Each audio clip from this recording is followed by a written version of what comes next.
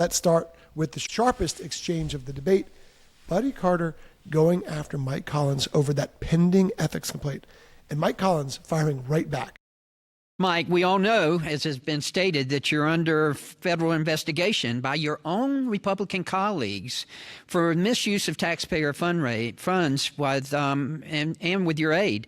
If taxpayers can't trust you to properly steward their money, how can they trust you to be a U.S. Senator?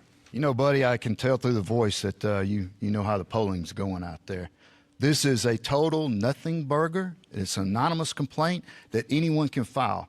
But I find it ironic that a career politician is talking about ethics. And your career, it's been littered with complaints, crooked land deals. You've even tripled your net worth. And all you got to do is go Google Buddy Carter Ethics FBI, and you'll see that.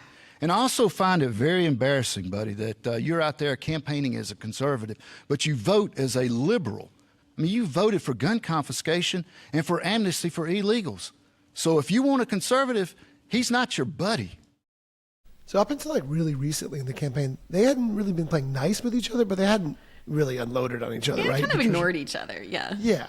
But then just last week, Buddy Carter, his first, big, huge TV campaign right before the May 19th primary. He had been up on air before, but this was his big shot.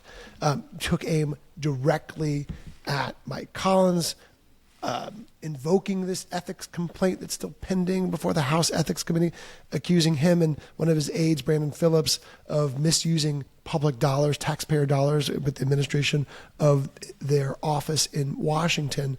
And, same thing happened at this debate, by the way. Like, it was kind of tepid, right? It was kind of just focused on more of the issues, less on the infighting, and then this exchange. Now, this did surprise me. The other two, I was not surprised about, Jackson and Jones going after each other. This, I was surprised. I continue to be surprised that Buddy Jackson is going after Mike Collins instead of Derek Dooley if you're trying to get into a runoff, but be that as it may. He didn't just talk about the ethics charge. He said, Mike, if you're our candidate, we lose. You're under federal investigation. I'm telling you, the Democrats will eat that up.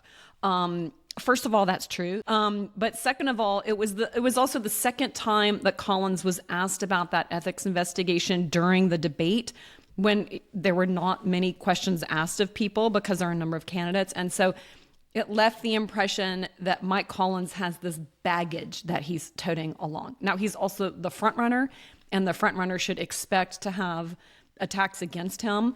But then it also just felt like Derek Dooley was kind of like this happy golden retriever over on the sidelines, like ready to be the alternative to these two members of Congress just beating each other up. Dooley would then turn the tables and say, and here's why you hate us, And so I felt like all of that served Derek Dooley pretty well, rather than doing much good for the other two guys. Yeah. I mean, this is a fight for a runoff, and we're not sure who the two candidates of the three who will be in the runoff.